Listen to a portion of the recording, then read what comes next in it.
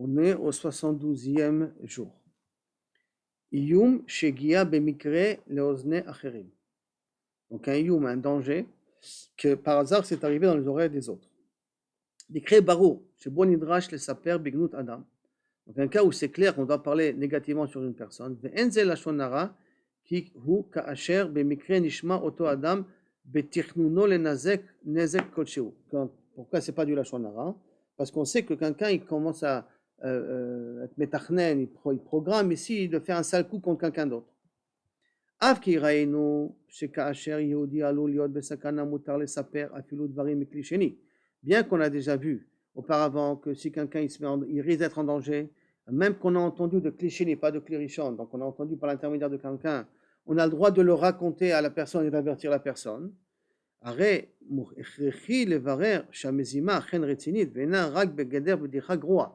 faut quand même être sûr que c'est pas ça une petite blague qu'il veut lui faire, mais qu'il a vraiment l'intention de lui faire un problème, parce que des fois c'est ça, il veut s'amuser pour lui faire une petite blague. La condition qu'elle est qu'on a d'abord l'obligation de faire la tochacha, d'avertir la personne qui veut faire une mauvaise action, l'avertir au départ.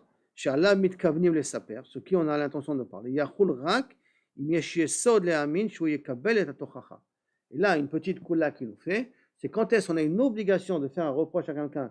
S'il te plaît, ne fais pas ça parce que tu sais, si tu le fais, tu vas causer des problèmes et on sera obligé de parler sur toi. Alors retiens-toi et reprends ça. On a le droit, on a une obligation de lui faire un reproche avant qu'on va raconter le lashon hara, à la condition que cette personne, elle écoute le reproche et elle est prête à appliquer le reproche. Ça veut dire qu'elle a une oreille qui écoute.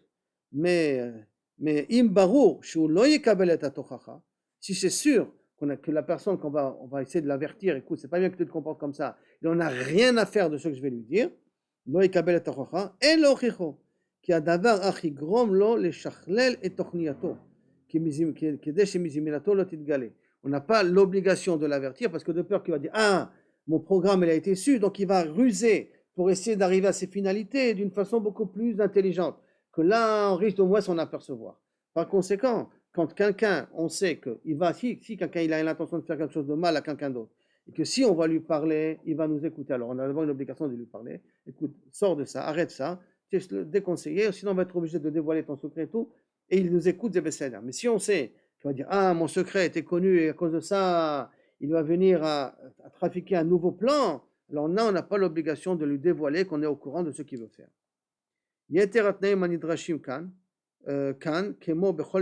Dans toutes les conditions qui sont nécessaires comme tous les autres cas, al dibur amechouvan les toilettes, quand on veut parler dans un but constructif,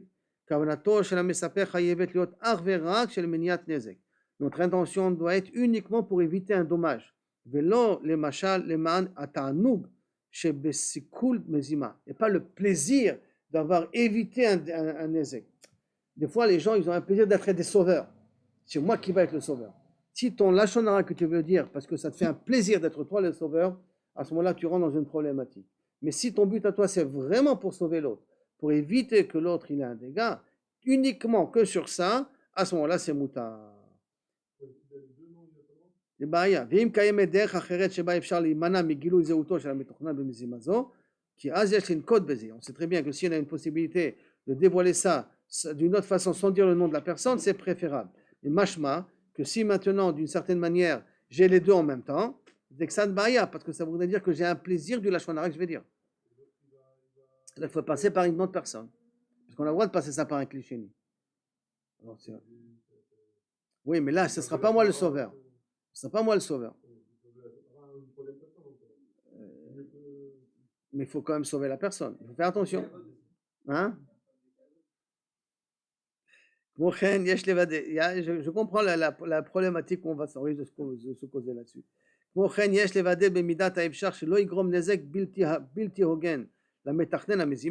l'autre côté, il faut faire attention que celui qui voulait faire le sale coup, pas que par le fait qu'on va raconter le lashon hara sur lui, il va perdre 2 fois plus. Il faut que l'intervention soit une intervention mesurée. Si maintenant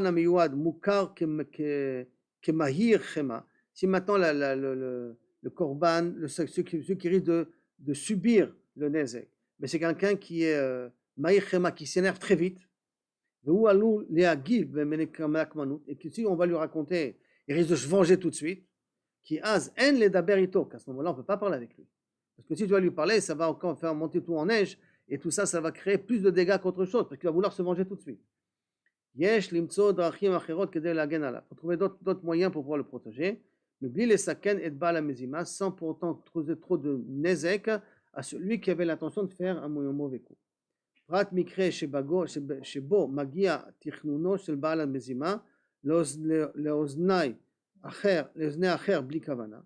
Yadonu beter achava. Si maintenant la mezima est arrivée dans les oreilles de quelqu'un sans aucune intention, on verra ça plus tard dans Chava b'mizgaret ilchot rechilut, comment développer ce sujet-là. Mais en tout cas, une chose, et pour revenir à ce qu'on vient de dire là maintenant, c'est que un yum qui existe, et quand on sait à l'avance que la personne ne va pas nous écouter, on n'a pas l'obligation de lui faire une tochacha. On peut directement avertir la personne, à condition qu'on sait que la personne prendra des dispositions logiques et normales. Mais si la personne va prendre des dispositions qui sont pires que celui qui a voulu faire le mauvais coup, alors on a trouvé d'autres solutions pour essayer de transmettre l'information, parce qu'on ne veut pas que ça tourne en guerre mondiale. Ce n'est pas le but que ça tourne ça en guerre mondiale.